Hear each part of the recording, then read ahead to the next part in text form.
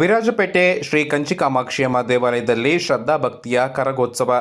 ವಿರಾಜಪೇಟೆಯ ಮೀನುಪೇಟೆಯಲ್ಲಿರುವ ಶ್ರೀ ಕಂಚಿಕಾಮಾಕ್ಷಿಯಮ್ಮ ದೇವಾಲಯದಲ್ಲಿ ವಾರ್ಷಿಕ ಕರಗೋತ್ಸವ ಶ್ರದ್ಧಾಭಕ್ತಿಯಿಂದ ನಡೆಯಿತು. ಗೌಳಿ ಸಮುದಾಯದವರು ವಿಶೇಷವಾಗಿ ಆರಾಧಿಸುವ ಶ್ರೀ ಕಂಚಿಕಾಮಾಕ್ಷಿ ದೇವಾಲಯದಲ್ಲಿ ಅನಾದಿ ಕಾಲದಿಂದಲೂ ಶಕ್ತಿ ದೇವತೆಯ ಕರಗೋತ್ಸವ ನಡೆಸಿಕೊಂಡು ಬರುತ್ತಿದ್ದು, ಭೀಕರ ಸಾಂಕ್ರಾಮಿಕ ರೋಗಗಳು ಬರಬಾರದೆಂಬ ನಂಬಿಕೆಯಿಂದ ನಾಡಿನ ಸುಭಿಕ್ಷೆಗಾಗಿ ಇಂತಹ ಶಕ್ತಿ ದೇವಿಯ ಕರಗಗಳ ಆಚರಣೆಗಳು ನಡೆಯುತ್ತಿವೆ.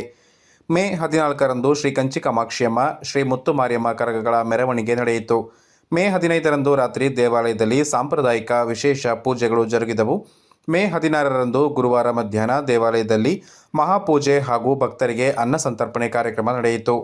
3 ದಿನಗಳ ಕಾಲ ನಡೆದ ಕರಗೋತ್ಸವ, ವಿವಿಧ ಉತ್ಸವ ಹಾಗೂ ಪೂಜಾ ಕಾರ್ಯಕ್ರಮದಲ್ಲಿ ವಿರಾಜಪೇಟೆ ಸೇರಿದಂತೆ ಸುತ್ತಮುತ್ತಲಿನ ಭಕ್ತರು ಹಾಗೂ ಸಾರ್ವಜನಿಕರು ಪಾಲ್ಗೊಂಡು ದೇವರ ಕೃಪೆಗೆ ಪಾತ್ರರಾದರು.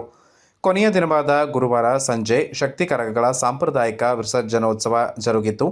ಕರಗಗಳಿಗೆ ಜಿ.ಎ. ಗಣೇಶ್ ಹಾಗೂ ಅಕ್ಷಯ್ 3 ದಿನಗಳ ಕಾಲ ವಿಶೇಷ ಪೂಜೆ ಸಲ್ಲಿಸಿದರು. ಉತ್ಸವದಲ್ಲಿ ದೇವಾಲಯ ಸಮಿತಿ ಗೌರವಾಧ್ಯಕ್ಷರಾದ ಜಿ.ಜಿ. ನಾರಾಯಣಸ್ವಾಮಿ, ಜಿ.ಜಿ. ಗಣೇಶ್, ಜಿ.ಎಂ. ಬಾಲಕೃಷ್ಣ, ಅಧ್ಯಕ್ಷರಾದ ಜಿ.ಜಿ. ಮೋಹನ್ ಕುಮಾರ್, ಪ್ರಮುಖರಾದ ಜಿ.ಜಿ. ಪ್ರಶಾಂತ್ ಕುಮಾರ್, ಹರಿ, ಅಜಯ್ ಮತ್ತಿತರರು ಉಪಸ್ಥಿತರಿದ್ದರು.